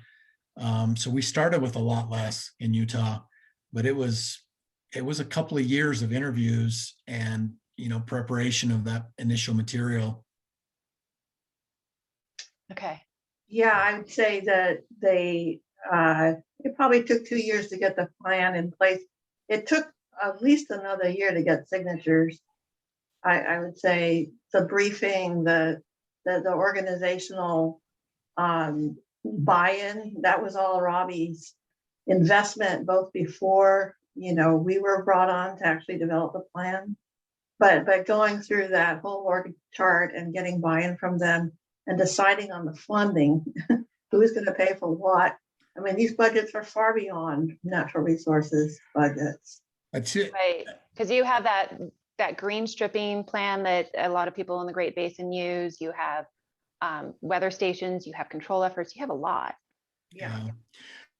We tried to, we ended up, it's, about a 50-page document, but, a lot, 3 times that much within the appendices.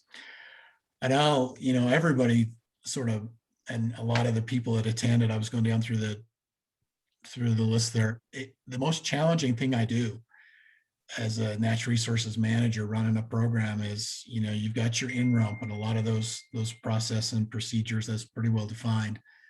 There's funding avenues set up where I can, we can buy your way through stuff, or you can hire staff or have staff work through it. Bringing all the fire planning into that and the way that the in-rump and the fire plan mesh together, that's crazy sauce when you start getting all of that going on at the same time and having to answer questions, about fire. I'm a biologist. What do I know? What do I know about its habitat? But it's crazy what that vegetative component becomes when it's fire season. Thank you. And all that. Well, I do, but economies of scale, right? So Dugway is what, 3, 4, 5 times what I've worked on before. And, every place is different. So the ecosystems are different, your concerns are different. You have a larger problem with cheatgrass than sometimes we find in our desert areas, although that doesn't preclude us from having problems. And it doesn't preclude the desert from burning, unfortunately. So. Yeah, true. Good point. It is economies of scale. 1 million acres, it runs a little different than 10,000 or 100,000, right? But yeah. Those, I always go back to the science. I've really enjoyed getting to know Mark Finney. These individual ignition events, it's just one piece of combustible fuel igniting another, and it's a series of those individual ignition events. You lump all those together and you got performance, you got behavior from that fire. So whether a fire's messy or clean, or it flames up and burns out, that's the challenging part. Is just it's that basis of the science that is so tricky to get your arms around, and there's no funding source. As Ann mentioned, the OMA funding comes down and everybody's taking it. They're paying the water bill and the phone bill, and you're just trying to get them to mow the edge of the road to keep catalytic converter doesn't start the weeds on fire off the oiled surfaces. It's challenging. It's got fire planning it's multifaceted in a way that it draws everybody to the table, from the safety office to the budget office, the paramedics, and then all our operational elements. I think that's what makes it so tricky. Yeah. And fun. And you have your partner agencies too. So one of the nice challenges and sometimes the problem with DoD lands is that we're surrounded by, state land, we're surrounded by other public land, or we have an adjacent urban interface. And so that adds that extra level of complication. How much do you engage with these neighbors? Do you engage with these communities? Especially if you have a base like Joe Murphy's presentation talked about, where you are very much integrated with this urban location. How do you manage fire responsibly too, and how do you partner? Yeah, good point. And I heard Liz say and fun. It's so complicated and multifaceted. It's also fun. It is. You get to know a lot of people. Dugway's surrounded by the BLM on all sides, and then we have Fish and Wildlife on one of our fence lines. And so there's the economy of scale without the sister agencies, huge benefit. And with these fuel beds we have in the Great Basin, as soon as fire gets going, if it gets any kind of momentum and it gets out of the flats and up into any kind of topography, and gets up in the trees, it's gone. And we are reliant on the fire safety centers to resource those assets to put the fire out. The firemen essentially, there's not much they can do from the ground. Right. And if Utah's on fire, California's on fire. Yeah. And I'm out on the desert and the flats, and if we have fires out here and Park City's on fire, it's interesting that the politics will suck those the assets away to to Park City, where it's you get the big time houses. So we're always struggling to get those assets. Yeah, assets are an interesting issue, and it seems like the more you create that interagency cooperation in those MOUs and MOAs, the stronger your network gets, right? And the more you're able to kind of share the cost and share those resources and share ideas. Yeah.